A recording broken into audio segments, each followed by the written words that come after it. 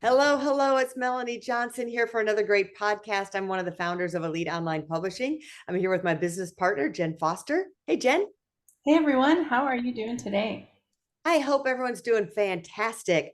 So, I'm going to tell you, I have had advice from coaches, advice from people giving us strategy. Matter of fact, I just pulled up a document from 2018 on our business. And we recently thought we had this great aha moment of what we should do.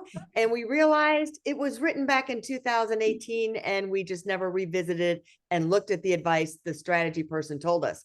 So, if feel our pain today, we have someone who has written the book about strategies first, how to defeat the strategy trap.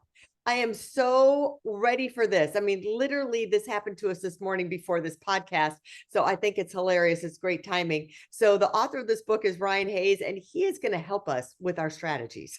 Hey, Ryan, welcome. Thanks so much, Melanie and Jen. Looking forward to the conversation. Well, tell us, Ryan, a little bit about your background and how you first came into this business of strategy. Definitely. So I'm in higher education, and I've spent my career in higher education, and I've been doing strategy work for about 2 decades within that context. And so I've written, over a half dozen strategic plans myself, and I've always been someone that, just worked on strategy. And it wasn't until recently that I actually got the title of Chief Strategy Officer. But, part of the book's message is you don't need a title. You don't need permission. You can be a strategist as long as you live the identity into action. And so in terms of my expertise, that was, I always got asked, hey, you're really good at strategy, and I want to be good at strategy. Give me some advice. And I couldn't ever really point to one book or even a few books that I could recommend. And it's like that for other topics. Like if someone asked me, I need a good book on decision making, or I need a good book on messaging, I need a good book on just general leadership, I usually have 3 or 4 in mind that I love to recommend. And it just couldn't I couldn't come up with one when people would ask about being a strategist. And there are plenty of strategy books. It's a cottage industry, but there's not very many on strategists. And so that was the purpose of the book. So you talk about in the very beginning of the book, the strategy trap. Tell us the strategy trap, and how do we get out of the strategy trap? Great question, Melanie. So I liken it to strategy is the rock star and strategists are the roadies, right? The rock star gets all the attention and the roadies, frankly, do all the work. And that's what happens, kind of in traditional strategy is all the focus is on the how and the what, the strategy. Mm-hmm. And there's virtually no focus on the who, which is the strategist. And, there's a reason in the sports world they say that, playbooks don't win championships, players do. It's because of that who is so important to the work you're doing. And for the longest time, frankly, 50 years, we've had this regime of only focusing on strategy. And I think it's been in the detriment of organizations because, as you mentioned before, Melanie, most actual strategic plans go from the desk to the shelf to the storage closet. And it depends on, some take weeks, some takes months, some takes years, but the net result is they're just not that effective. Most strategic plans, die a death of self-inflicted wounds. They're not effective. They're not efficient. And I think a lot of that has to do with ownership. I mean, organizations are asking, non-strategists to implement strategy. And so if you think about that, they don't ask accountants to do accounting without first training them to be accountants. The same for cybersecurity, the same for audit, the same for lawyers, the same for finance folks. There's a training and support role that organizations have for those functions that frankly don't exist for strategy. They just think that anyone could do strategy and they just leave it up to, just sort of managers to do it. And frankly, they're ill-equipped. So what is a strategist, and do they provide accountability? I mean, walk us. So great question. So yeah, I would say in a very succinct way, strategists are people who do things by design and not default, right? So they are deliberate in everything they do. And in terms of accountability, there's an ownership there that I would liken to an entrepreneur, right? I mean, you both are entrepreneurs, if you're an entrepreneur, there's no off switch to who you are or what you do. You live that identity into action every single day. You don't have the luxury of saying, oh, I'm only going to be an entrepreneur at retreats 3 times a year. I'm only going to be an entrepreneur if other people tell me I can't be.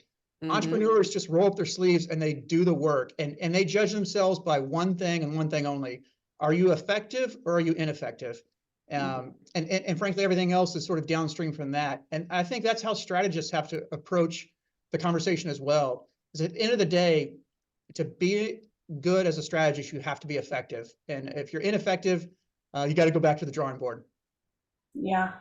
Now you've worked with prestigious colleges like Dartmouth and Princeton and Emory. Like, can you tell us some of those experiences you've had being their strategist or doing strategy work there? So yeah, I did strategy work there. I wasn't a chief strategy officer by any means. It's a relatively new title for higher education. I have that title here at the University of Cincinnati, but not many other universities have that title.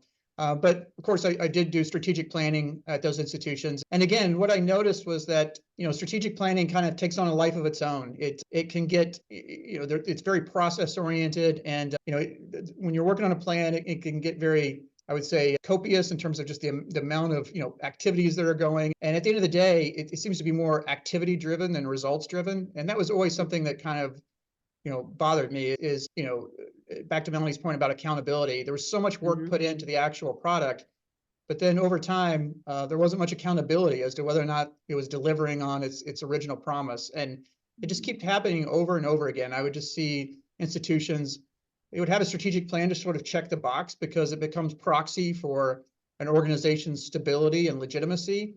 But when you ask, okay, is it really moving the needle in terms of being effective?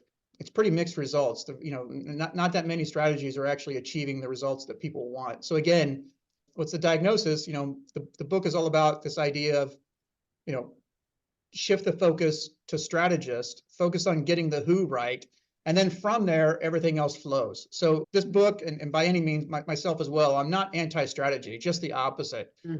Strategists need strategy to be who they are and do what they want to do.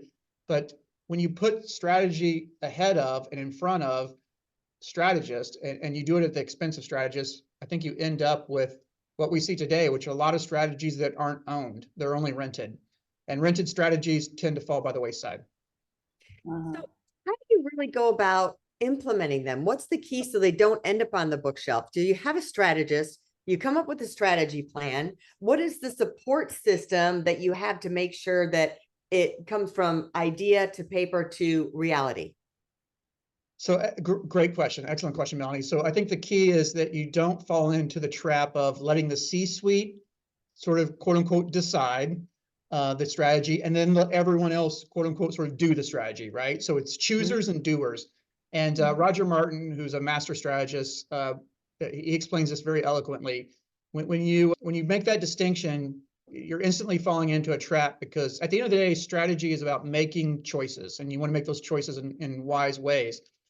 You make choices when you're choosing, right? What strategy you pursue, but you're also making choices when you're doing, right? And that's the misperception is, one exercise is, choosing and the other one's not. The reality is you're actually making choices throughout the life cycle of a strategy. So to make the distinction where some do it and some don't, and the quote unquote sort of, everybody else in the organization just implements, again, it's a recipe for pretty uninspired results. And we see that over and over again where, and I call these sort of orphan strategies, right? They're orphaned because they get determined in a small room with a few, C-suite folks. The smoke goes up like they're picking a pope, and then out comes a strategy and everybody else is supposed to implement it. It just doesn't work. I mean, the rest of the organization, they'll rent the right words, they'll say the right things, but at the end of the day, they don't own it. They just rent it. Yeah. I think that's really key because there's not any action, like the owners, the CEOs, and the decision makers are not even owning it at all. And they're just saying, just go do it, like they're not helping at all. So great point, Jen. One of the best case studies from the book, I'll just do a quick little foray into this, is these professors from MIT studied 124 companies. And they did a survey in which they asked both leaders and managers, so folks who were at all parts of sort of the implementation life cycle, ones that were sort of, conceiving it, and then the frontline folks who were implementing it. They asked them, could you name your company's top 5 strategic priorities, right? And you would imagine that, they're involved on a day-to-day basis with this strategies. They could at least name them, right? It wasn't said, they didn't ask, can you write 10 pages on it, right? It just said, can you name the strategic priorities? And what was telling is that only 2.5 of the 10 out of 10 people could name 3 of 5 strategies, right? So think about that. Only 2.5 out of 10 people could name 3 of 5. 4 of 10 people couldn't name a single one. They literally couldn't name one of the 5. And so what does that tell us? I think C-suite folks think that their strategies are much more sticky and have a lot more traction than it actually does, because the most interesting part of that study, frankly, was where the sharpest plunge was. So where was the biggest drop off? You would have thought that the biggest drop off would have been from the C-suite to the frontline folks who never see them, right? So the C-suite folks make the strategy, the frontline folks are implementing it. They see each other maybe once a year. But ironically, the sharpest plunge in terms of awareness happened between the C-suite and their direct reports, which again reveals the fact that we think that people understand the strategy, that they share the conviction behind it, and then more importantly, they know what to do with it. And time again, that proves not to be true. Yeah, knowing what to do, I think, sometimes can be a hurdle, especially with new technology. And you talk about, like, one of the things in your title is innovation. So how to marry the innovation with the strategy, because sometimes they're implementing it with old innovation that can take twice as long and it slows up the process. It's kind of like you're pulling a bag of boulders behind you versus using something new and making it implement fast. So talk about innovation and strategies.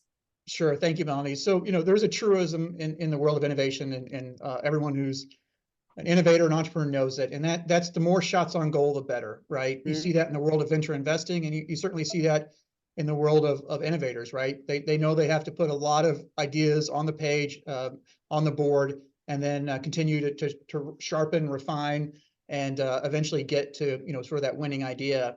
And similar for strategy work, the idea that only a precious few can do that work, I think it just sets organizations up for anything but success, because again, the idea, especially in today's world, that if you have an organization of 2,000 employees and you think 4 people are going to know what's best for that organization, and it's not just a matter of sort of where people sit in terms of the org chart. Certainly folks have to be the deciders, right? At the end of the day, decisions have to be made, and strategic choices, someone has to do that. But getting to that point of even creating that choice palette, again, in the world of innovation, you want an army of creative, imaginative, inspired people helping you to come up with that palette to paint from. And in the world of strategy, again, the fewer people that are doing the work, the more limited your perspective is going to be. And so the whole idea is, like, can you create an army of strategists, literally situated at every level of your organization, that are being strategists every day? Because the great thing about strategists is they don't need permission to be who they are, and they don't need to be told what to do, in the sense that, I mean, you all are like this as entrepreneurs. If you waited for someone to tell you what to do, you wouldn't be entrepreneurs very long, right? So you just do it. And I think that's what you see with organizations in which they've sort of, what I talk about as democratized or secularized their approach to strategy, and really focus on more strategists, is they harness sort of the power of having a lot more people contributing the best ideas, the best questions. Again, it's a play on volume and numbers, as opposed to a narrowing of sort of elite, limited perspective. So I think that it's really saying, organizations and companies need to be more open to communication and to more ideas. Like you were saying, like just having strategists at the top and saying, "Hey, everyone go do this strategy," and no one even knows what the strategy is. Totally. The other challenge I see in organizations is, so my current role, I'm the Chief Innovation and Strategy Officer for a big university, and so every week I'm out meeting with the CEOs and their teams to figure out what do they need and how can the university be helpful, and so a lot of those conversations will turn to strategy. And this was sort of one of the reasons for the book, and the impetus is I would often hear CEOs talk about strategy, and don't get me wrong, you rarely meet a CEO who's not a master strategist. That's one of the reasons they probably got to that seat, is that the person just knows how to do that. But what I noticed over and over is, when I asked them about sort of what they needed, they would often say, "I need my teams to be more strategic." And I would say, well, tell me more about that. And they're like, well, I just need them to be much more strategic in their thinking and their behavior and their approach. And then I always follow up with the question, well, what are you doing to help that along, right? And the answer was always like, well, tell them that. And I was like, well, okay, that's good, but like, what are you showing them? What are you providing by way of tools or guides? And that's where the conversation would often stop, is that, it was just a matter of them saying, I want you to do this, but it wasn't giving them any guidance, tools, or resources or support to do just that. And frankly, that was, again, one of the impetus for the book is, I think, strategists throughout any organization, if they have folks around them that, that are struggling to sort of figure out how to do it, this book helps them get there. And I've yet to meet a CEO, maybe I will, but I've yet to meet a CEO that said to me, I want fewer strategists at my disposal, right? It just doesn't happen. When you're talking about, I want them to have the tool, they need the tools, the support, all of that to go with it. And the way people consume content today, obviously, we believe in books, but think about a CEO saying, okay, we have our strategy for 2024. We've put it in a book. The book now has spread out into 50 short blog posts that you can read. It also has videos from the book content, but they've curated it. It's all in one place.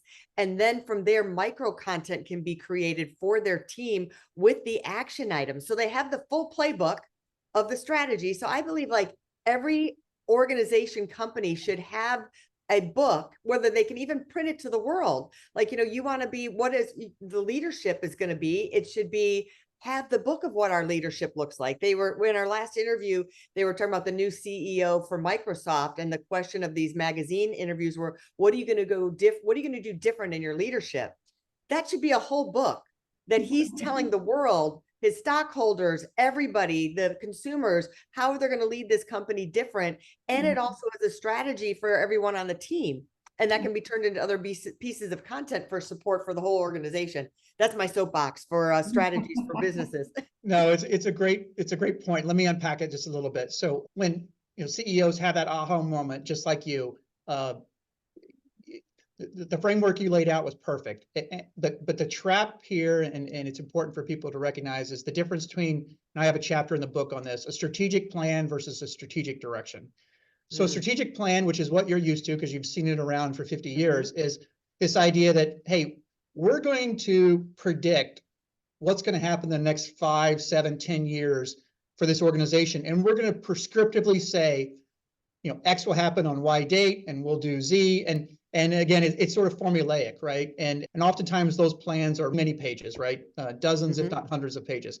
What we've realized is that, those don't really even survive, sort of the first punch, right? It's Mike Tyson's quote about, everybody has a plan until they get punched in the face. That comes from a strategy quote from World War II, is like, everyone has a plan until they get into battle. And so the whole idea is that a plan gets a little bit too fixed and a little bit, as a result, a bit calcified, right? The thought that you can predict what's going to happen, 10 months from now, much less 10 years, is probably a fool's bet, right? And so what I talk about in the book is a shift in focus to a strategic direction. So strategic direction is basically helping to define the why, and then understanding that the how has to be flexible, right? So it's Amazon's got a great phrase they call, let's be stubborn on vision and flexible on details, right? And so that's the idea of a strategic direction. You're stubborn on vision. Hey, we're going to charge this hill, but you're flexible on details because that how is going to change over time. It's certainly going to change over 10 years, but it's probably going to change, over 10 months. And so the idea of a strategic plan versus strategic direction is really important. And for me, the best way to remember it, I got a little cheat sheet in my mind, is that, a plan I liken to a product, right? A product can get fixed in time.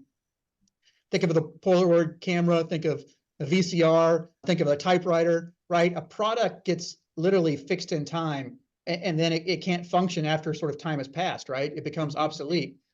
But a service, right? A service can evolve. And so you think about a service as a platform for music, right? You think about a service as a platform for streaming entertainment. You think about service as a platform for sharing photos. A service continues, right? It's fluid, right? It has to evolve with time. So if you create a strategy that looks like a product, which is what a plan is, Mhm. it's going to get left behind pretty quickly, right? But if you create a strategy that looks like a service, right, it can evolve over time. And so, again, when we think about a direction versus a plan, looks very much like an outdated product, whereas a direction looks much more like an up-to-date service.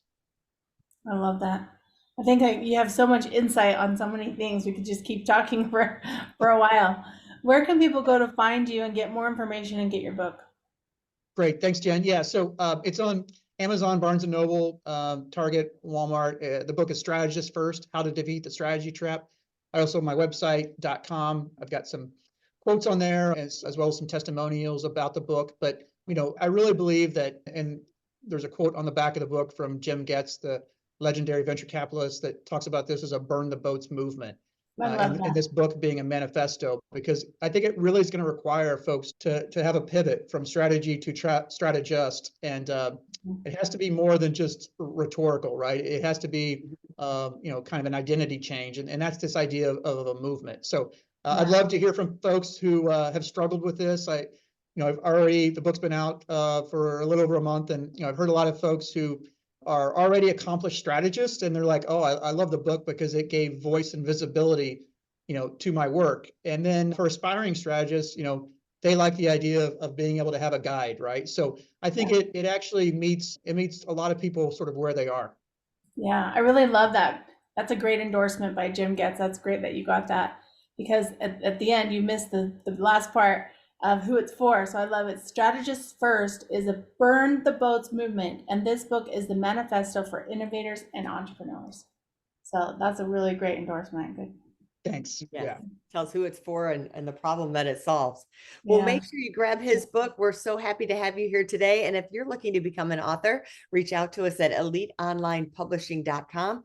We work hard to make all of our authors #1 bestsellers guaranteed, but we don't work with everybody. So just reach out to us and hit the author submission form. Hope you learned a lot today, and have a great week, everybody. Hey, are you looking to increase your revenue, build credibility, and elevate your brand? This podcast is brought to you by Elite Online Publishing, an innovative publishing and full spectrum marketing company. They will publish and market your book to make it a #1 bestseller. Becoming an author is the best way to market your business. So contact them at eliteonlinepublishing.com today. All of their authors become #1 bestsellers.